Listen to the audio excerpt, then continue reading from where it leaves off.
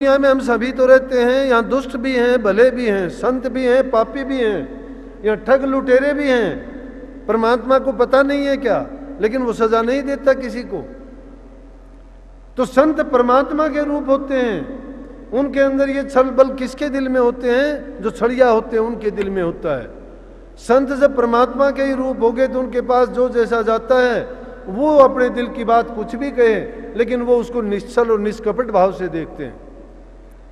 संत ने अपनी दृष्टि से देखा कि ये कुछ लेने के लिए आया है और मैं राजा है, इसलिए क्यों न इसको ऐसी चीज दूं कि जिसको ये एक बार में ही धन्य हो जाए, इसको ज्यादा मेहनत ना करनी पड़े।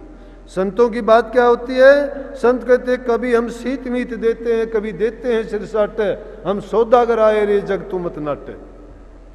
कि कभी हम सीत मीत देते हैं जिसके हमें कुछ लेने की जरूरत नहीं होती बदले में, और कभी हम किस तरह से देते हैं कि सिर का दान लेते हैं। लेकिन सिर देना तो बहुत मुश्किल है। सिर तो तुम किसको? काल को दे सकते हो, सतगुरु को नहीं दे सकते। लाखों सिर तुम दे चुके रे, यम राजा की भेंट दे चुके। लाखों जन्म लिए हैं, 84 में भटकते भटकते कितने आपने जन्म लिए होंगे, कितने दुख पाए होंगे, कितने जीवों से पैदा हुए, कभी कुत्ते, कभी बिल्ली, कभी सुस्से, कभी मुस्से, कभी गोलियां, कभी फिटके, कभी शेर, कभी बांदर, कभी भालू, कभी पक्षी, कभी कुछ। ये हमारा ना तो आखिरी पड़ाव है ना ही पहला है। ये जन्म का तो एक प्रोसेस है, जीवन में चलता। क्यों? काल महाराज की दुनिया का खेल है, उसमें अनेकों जन्म हमने लिए हैं। कितने और लेने पड़ेंगे अगर गुरु से नाम लेके करनी करके इस जीवन से हम जन्म मरण का बंधन नहीं कटवाते हैं। तो कितनी बार ऐसे दुख पाए हैं। तो क्या हुआ कि लाखों सिर हम दे चुके रे, यमराजा की भेंट एक शीश हमने ना दिया सतगुरुओं के हेत। अगर सतगुरु को ये सिर दे देते, इंसान चोले में दिया जा सकता है। और सिर का देना क्या है? अपने अहंकार को त्याग देना है। जब अहंकार को त्याग दोगे, मैं और मेरी खत्म हो जाएगी। मैं मेरी का रोग पसरिया है दुनिया में। मैं मेरी दो रोग लगे हैं, तृष्णा रूपी खांसी, आवागमन की डोर गले में गली काल की फांसी। ये जग रोगिया भाई जिन सतगुरु वैद नहीं जाना। सतगुरु को अगर वैद समझते हो, तुम्हारी मर्ज की दवा सतगुरु के पास है, और सतगुरु तुम्हें उसको लेने के लिए बताएगा। नियम का पालन अगर करते जाओगे, उनके बताए अनुसार उसका सेवन करोगे, तो रोग से निवृत्ति हो जाएगी और तुम सुखी हो जाओगे। पीपा जी खड़े हो जाते हैं और देखते ही रविदास जी कहते हैं, कहने लगे जी उपदेश के लिए आया हूं। बोले कि ये लो। चमड़ा धो रहे थे, उस कठौती में चमड़ा धोते धोते चमड़े से पानी का जो धोया हुआ चमड़ा था उसी का गिलास भर के दे दिया। संतों की वृत्ति लगी हुई थी धुर मालिक की दरगाह में, और उनकी उस टाइम पे जो दृष्टि पड़ती, वचन कहते, वो सब का सब अमृत था। जो उसका सेवन कर ले अमृत हो जाए, सदा के लिए अमर हो जाता। लेकिन संसारी जीव, काल के मारे हुए जीव होते, वो नहीं जानते, नहीं समझते हैं। जब उन्होंने वो पानी दिया, उसका रंग देख के ही राजा के मन में नफरत आई कि क्या करता है ये, तो जैसा था वैसा ही काम करता है, ये कैसा संत है, मुझे चमड़े का पानी पिलाता है। बोला कि राजा पी इसको। राजा की तरफ करता है और उसने आंख बचा के वो पानी को अंजलि से नीचे निकाल दिया। नीचे निकाला तो उसके जो वस्त्रों में चला गया सारा, मुंह से पानी नहीं लगने दिया होठों पर, और फटाफट वहां से उठ के और भाग के आ जाता है। और वापिस आने के बाद कहता है कि मेरा तो आज दीन भ्रष्ट हो गया था, मैं तो ऐसी जगह पहुंच गया था, किसका नाम, किसकी शिक्षा और कहां की मुक्ति। जीवन मेरा संवरना कहां, बिल्कुल बिगाड़ दिया था। उसी टाइम वस्त्र उतारे और वस्त्र उतार के धोबी को दे दिए। धोबी वस्त्रों को लेके जाता है, वस्त्रों को देखता है कि एकदम उसने पहचान लिया ये तो चमड़े का रंग लगा है, कपड़े पर से उतरेगा नहीं। उसकी छोटी लड़की थी जिसका नाम कमाली था। कहने लगे बेटी इसको उतार। उसने कोशिश की, नहीं उतरा। कहने लगी पिताजी नहीं उतरता ये तो। बोला कि उतरेगा क्यों नहीं, मुंह से चबा के कर दे, मुंह की गर्म भाप लगेगी, ये रंग धीरे धीरे करके उतर जाएगा।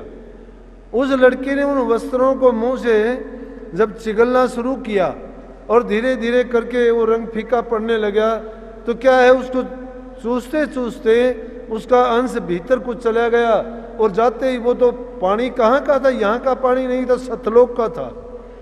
रविदास जी की वृत्ति वहां पे लगी हुई थी सतपुरुष के चरणों में, और उसका बना हुआ प्रसाद था, अमृत था वो। जब उस लड़की ने पिया उसकी वृत्ति लगी, और जो चीज पीपा जी को मिलनी चाहिए थी वो धोबी की लड़की को हासिल हुई। जिसका कर्म नहीं होता उसको कहां मिलेगा। अरे परमात्मा का खेल बड़ा अजीब है। आप पे पावक आप पे पवना जा रहे खसमा राखे कौना। वो आप ही पवन है, आप ही पावक है। अगर खसम ही धनी ही उसको जलाता है तो रखेगा कौन। धनी की मर्जी नहीं थी ऐसी। अब हमें जो स्वतंत्रता तो मिली है, लेकिन उस स्वतंत्रता को हम जानते नहीं हैं। दोष फिर भी हम परमात्मा को ही देंगे कि भाग को देंगे, ईश्वर को देंगे कि मेरे भाग में नहीं था, ईश्वर ने मेरे साथ अच्छा नहीं किया। ये ईश्वर की मर्जी थी, ये मर्जी ईश्वर की नहीं होती। ईश्वर की मौज में रहना सीखो, जो उसका हुक्म होता है उसकी पालना करना सीखो, उसकी रमज को जानो। अरे तुम परमात्मा की रमज को तो जब जानोगे, संतों की रमज को तो पहले जानना सीखो। जो तुम्हारे साथ रहते हैं, तुम्हारी भाषा बोलते हैं, तुम्हें बार बार उपदेश करके चेताते हैं, समझाते हैं, उन बातों को ही नहीं समझना चाहते तो परमात्मा की मौज को कैसे जान जाओगे।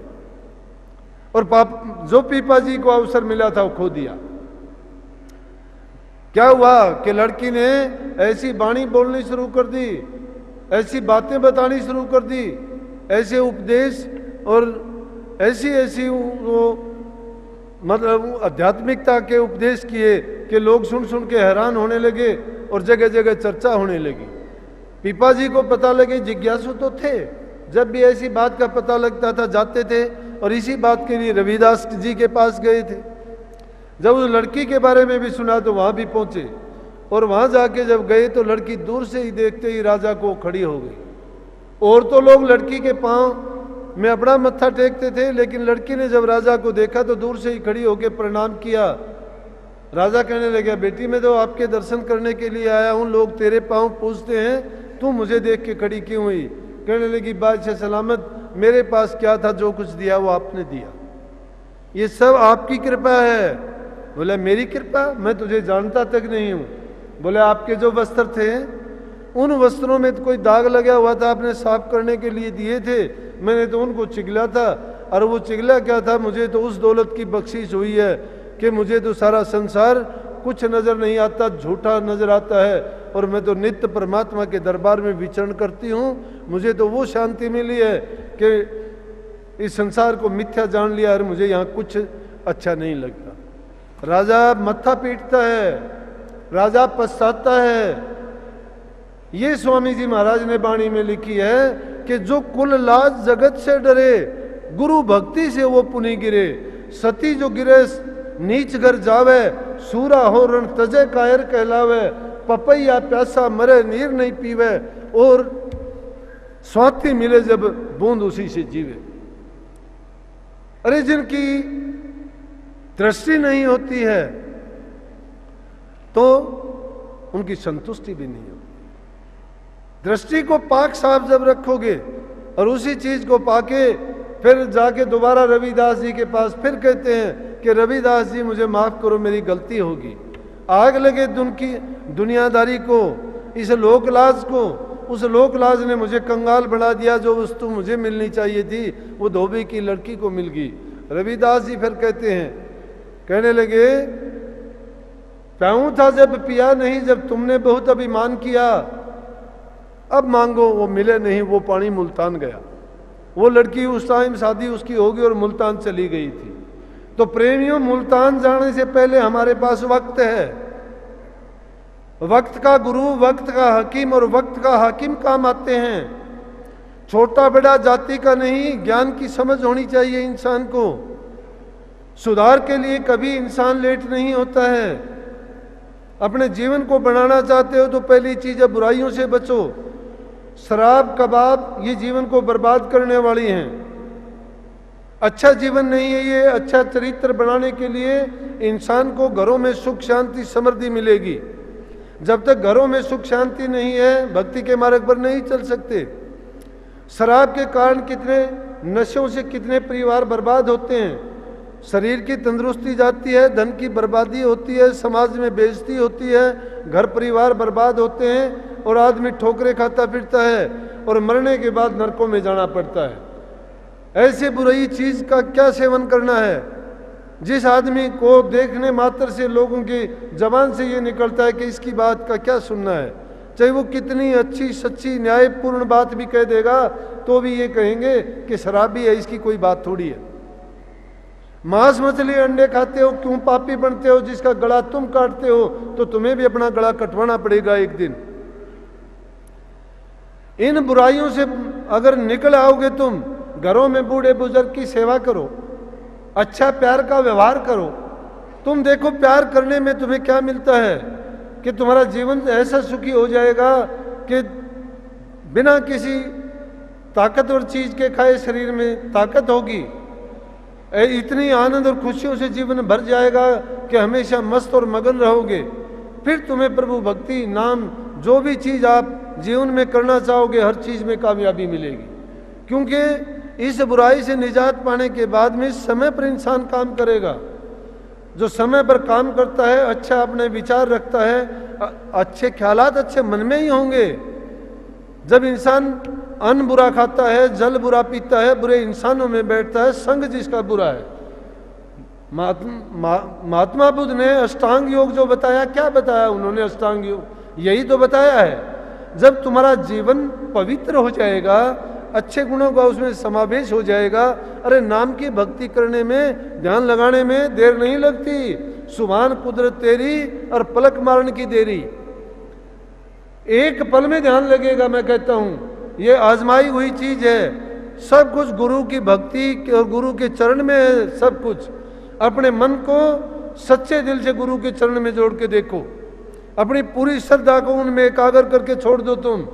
फिर देखो, फिर तो उठत बैठत सोवत नाम कह नानक सिद्ध भय तिसके काम। हम तो सुमरण मात्र भी नहीं करते नाम का।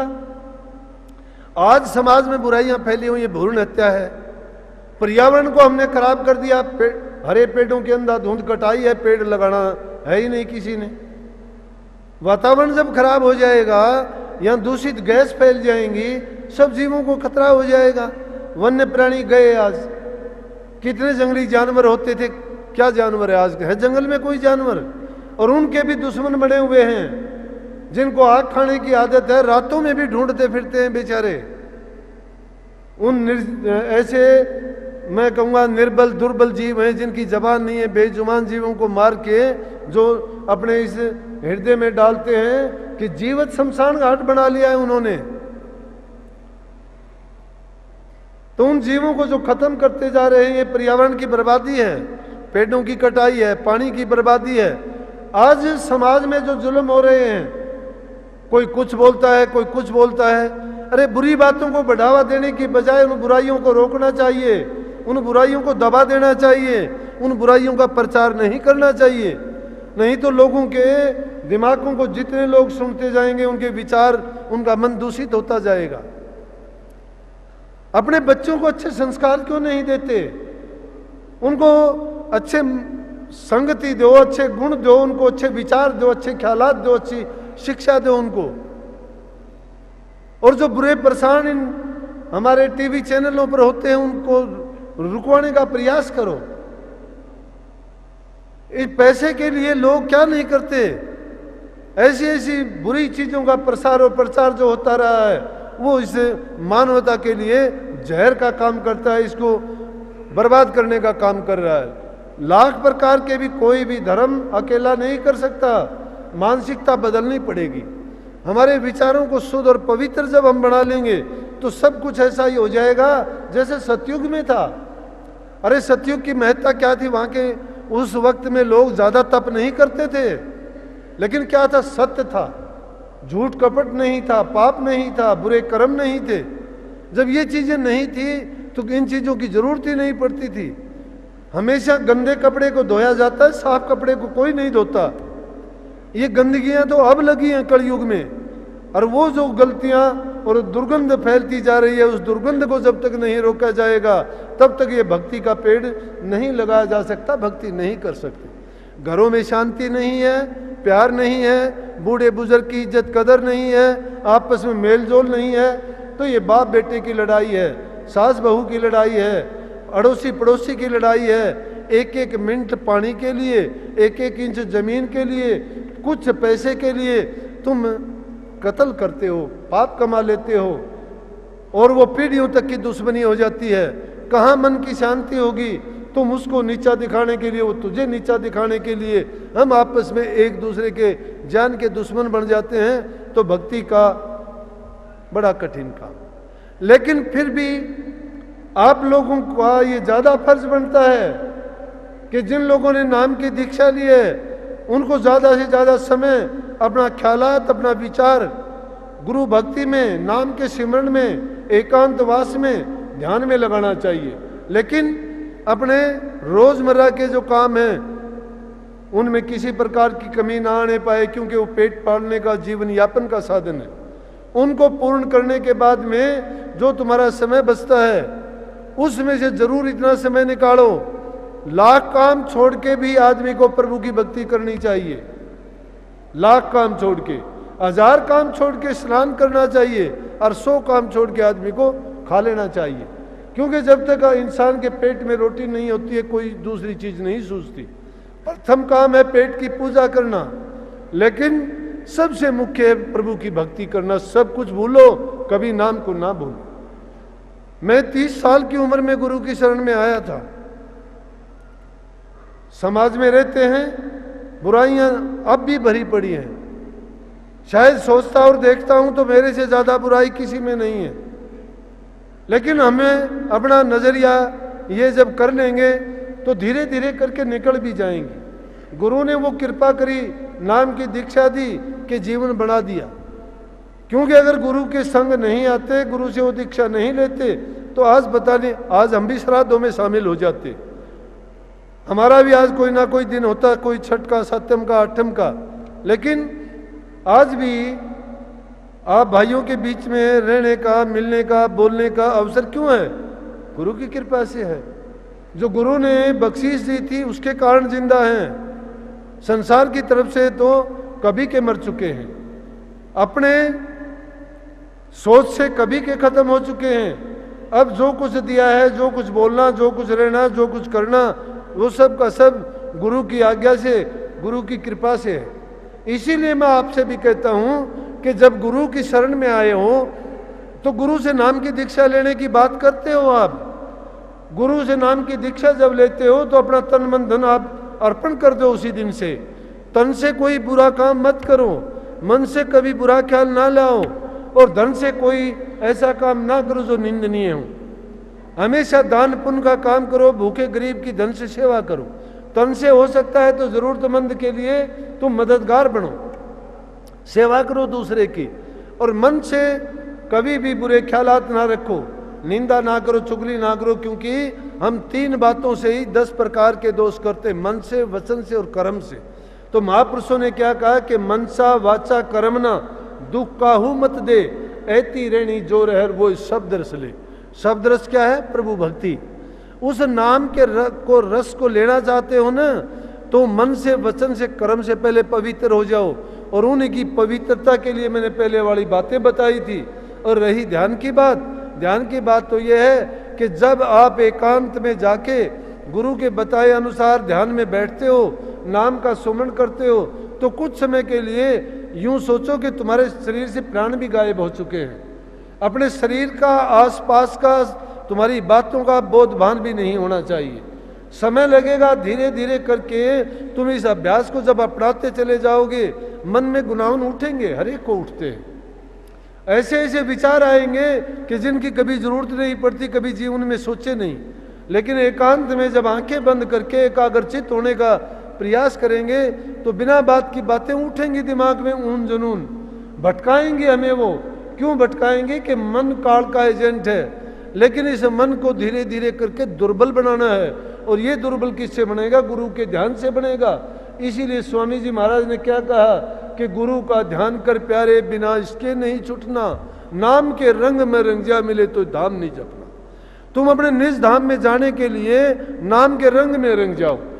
जब चलते फिरते हो तो नाम का सिमरण करो, एकांत में होते हो तो एकाग्रचित हो जाओ, और जब आंखें बंद करके ध्यान में बैठते हो तो निर्विकल्प हो जाओ कि कोई भी किसी प्रकार की कल्पना मन में आनी नहीं चाहिए।